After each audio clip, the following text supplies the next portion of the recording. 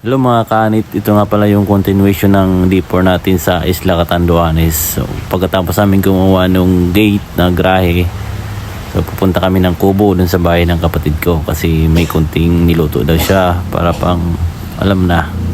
Yan, kaya time slap muna tayo kasi medyo malayo yung biyahe natin eh. Yan, at nandito nga tayo sa Kubo, papasok ng Kubo. Ganda ng araw, ganda ng puno. Ito yung wow! Malikaw. Yung dyan, yung ba na yung to makita mong likuan. Ayaw. Maliko. Ayun yun na. Yun o, malikit niya sa to. Tapos pagkatapos magliko mo sa to, maliko naman kita sa wala. So nakita ko na yung barangay lang. Ara mo na. Nakita ko na yung barangay. Gan magsakat, wait.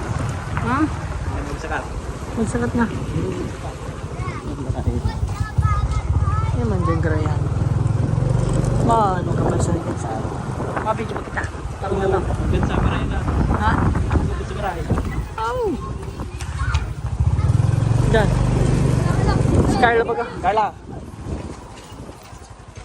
Ito, yun o, sa taas. Gan magsakat. Magsakat tayo na no. Okay mga kanit, nandito na kami sa bahay ni Kak. Si Carla, yung pamangking ko, anak ni Kak saka ni Angie. So yan, tingnan natin kung anong ginagawa nila. Tara mga kanit, pasok tayo. Yan, samahan nyo ko umakyat. Hello Carla. Paging okay ah. Na, tara, let's go mga kanit. Pasok sa bahay ni Kak. Yan, sunod lang kayo. Si Carla oh. So ano kaya nga ang niluto dito ni Kak at nag-imbita, ano kayang meron? Si Angie, yung asawa ni Kak. Tara mga kanit, habang nagluluto si Kak, iikot ko muna kasi sa bahay nila. Ito nga yung second floor pala. Dahil hindi pala siya nagluluto, naghuhugas pa lang pala yan ng ano daw yan, pupulutanin. Sumatik, ito yung terrace nila. So kitang kita ang buong baryo. So yun, akyat tayo, pasok tayo dun sa taas.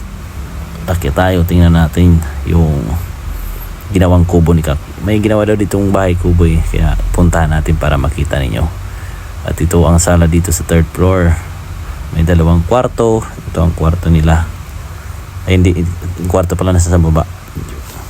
Ano to, dalawang kwarto, mga guest room siguro yan. So, may terrace din. So yung kitang kita talaga ang buong baryong kubo. Yun, may lababo dun. Akyat tayo sa rooftop.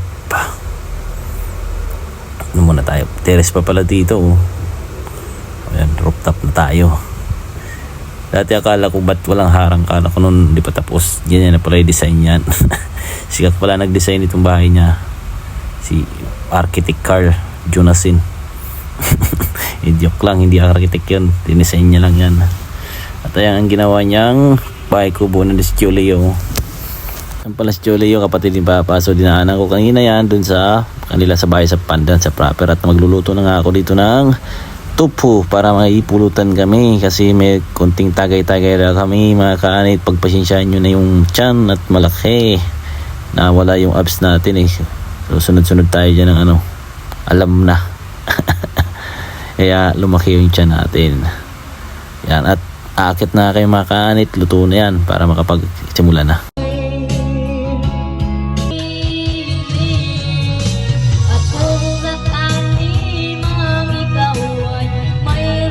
Yun nga mga kanit, may singer tayo si Onggit. So sana nag-enjoy kayo sa panonood ng continuation ng D4 natin. So abangan nyo na lang yung D5 natin. So magluluto tayo dyan ng masarap kinabukasan.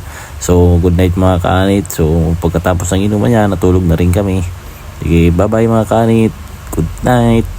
At huwag nyo pong kakalimutan mag-subscribe at like sa ating video. Maraming salamat mga kaanit. So, nakailang good night na tayo. Good night talaga mga kaanit. Bye-bye. Thank you for watching. Like and subscribe.